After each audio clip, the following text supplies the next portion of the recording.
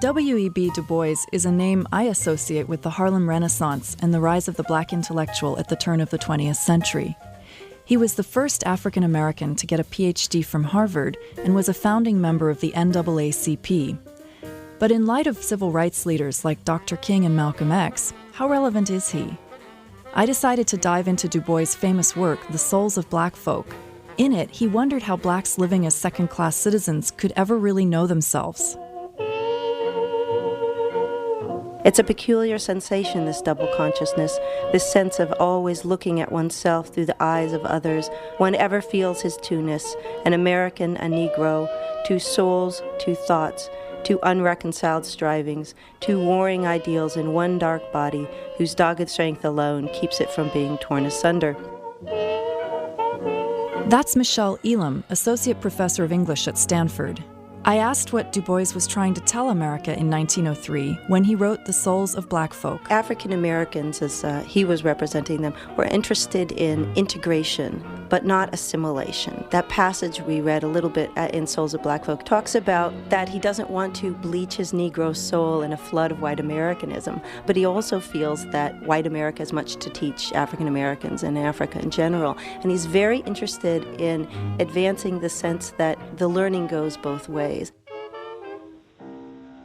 One of the things that's fascinating about The Souls of Black Folk is that it's really got two audiences. It's certainly writing for his peers, but it also is explicitly geared towards whites, trying to reveal the world behind the veil, trying to give white people an appreciation of what it is like to experience blackness in the country.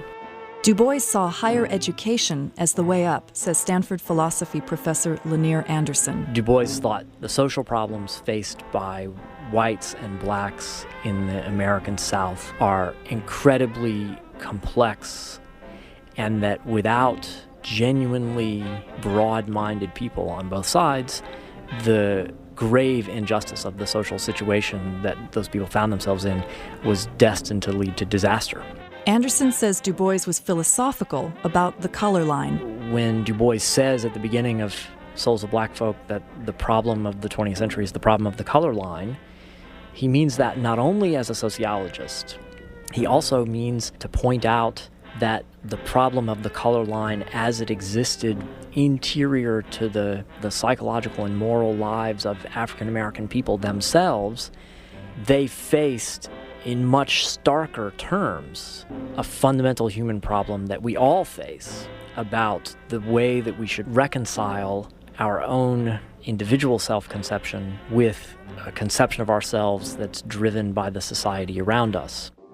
The NAACP said of him in 1934 in an official resolution, he created what never existed before, a Negro intelligentsia. Stanford professor of English, Arnold Rampersad.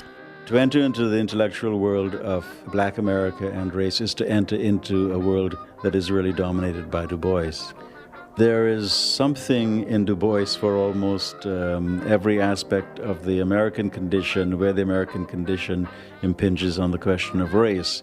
And America is race. I mean, is a racial conundrum. It was in 1900, it still is today. For Philosophy Talk, I'm Polly Stryker.